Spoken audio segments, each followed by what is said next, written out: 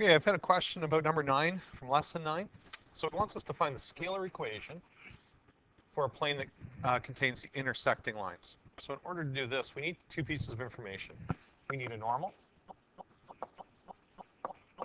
we need a point. So in order to figure out both of these, we're going to have to use the information provided.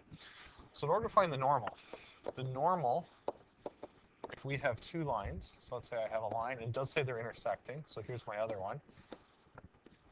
In order to find the normal, that means we need to find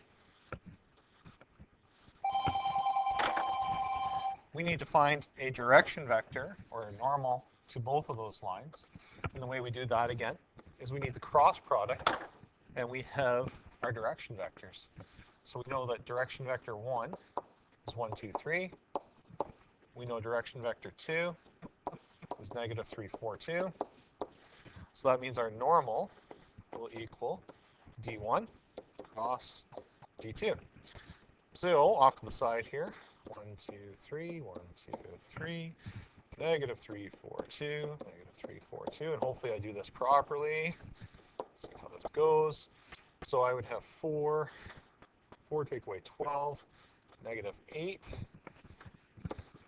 negative 9, take away 2 is negative 11, 4 plus 6 is 10. So there is the normal for this plane. All right, so we've got one part done. Now I've got to find a point that contains both lines. We're going to find the intersection point of these two lines. So I'm going to convert them both back into parametric. Just makes it a little bit easier. Y equals 2t, z equals negative 3 plus 3t. Line 2, it's going to be x equals 2 minus 3t, 4t.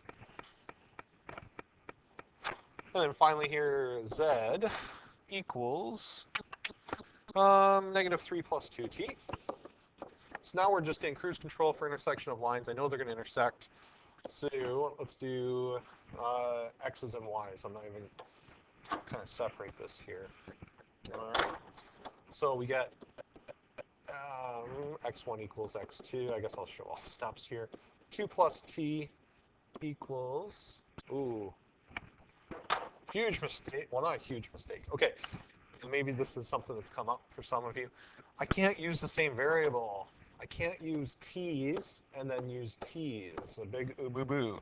So what I need to do is I need to change those letters. So I can't use t's, so p's look pretty good. All right, because you can't use the same scalar for two separate equations, all right? So make sure you don't make my mistake, and you need to use different scalar variables. All right? Because if you don't, you end up with a linear equation, and there's nothing to solve. So 2 minus 3p is what it should look like. Rearranging it, t plus 3p equals 0. So there's my first equation. Second equation, y1 equals y2. 2t equals 4p, or 2t minus 4p equals 0. So there's my second equation. Now I can use elimination. So I set it up.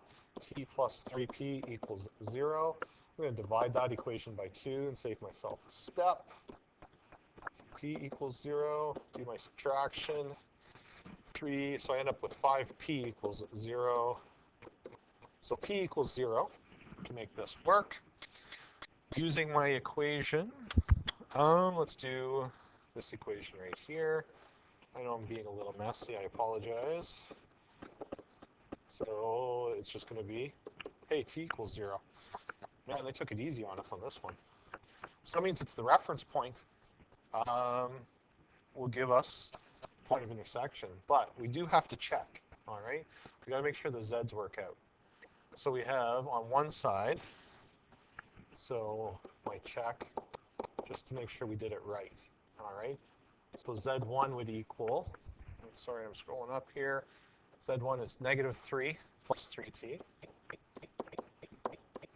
And on the other side, or the other one would be z2 and it's equal to negative 3 plus 2p. And at this point I can see we're good because negative 3 plus 3 times 0 is negative 3. Negative 3 plus 2 times 0 is negative 3. Left side equals right side. So now we can go back to the original equation. So if I take this one right here, all right, and I'm just going to go over here so I can see it. Our point of intersection, POI, line 1 equals x equals 2 plus 0. Y would be 2 times 0. Z equals negative 3 plus 0. So that means our point of intersection then, point of intersection would be 2, 0, negative 3. All right. Now, we still have to find the scalar equation. That's what this question wants. This is an enormous equation, or an enormous problem. So scalar equation, final step. Scalar equation. And I'm going to use normal dot, I can't remember my notation, P0 equals 0.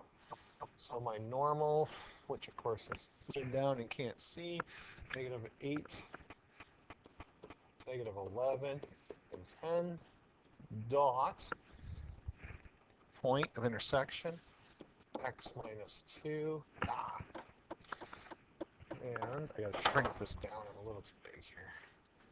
There we go, dot, x minus 2, I'll put y minus 0 for argument's sake, and z plus 3, that's equal to 0.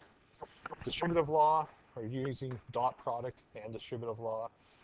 Negative 8x plus 16 minus 11y plus 10z plus 30 equals 0. So negative 8x minus 11y plus 10z, and then the coefficient looks like it's going to be 46 equals 0. And just to match up with the back of the book, they like leading with a positive value. So multiplying through by negative 1. Hopefully this is what they had for the answer. If I did make a mathematical mistake, I apologize, but that is the process for that very, very long question. So, again, 3-part question really, all right? Part 1 was to find your normal. So this is part 1, you need a normal. Part 2 was right here. This is the one that took a lot of time. We had to find the point of intersection because on that plane, like I said, we need the point that's common to both lines in order to create a plane that contains both lines. So we got our normal from using the 2 direction vectors, d1 and d2, which gave us the resulting normal. Point of intersection gave us the point we needed. Then to go into scalar form, that was step 3. I'm using the dot product method to get my scalar equation. Hopefully that explains your question with that one. Like I said, that was a doozy. Combines a little bit of everything. So if you have any questions, anything that needs to be clarified, let me know.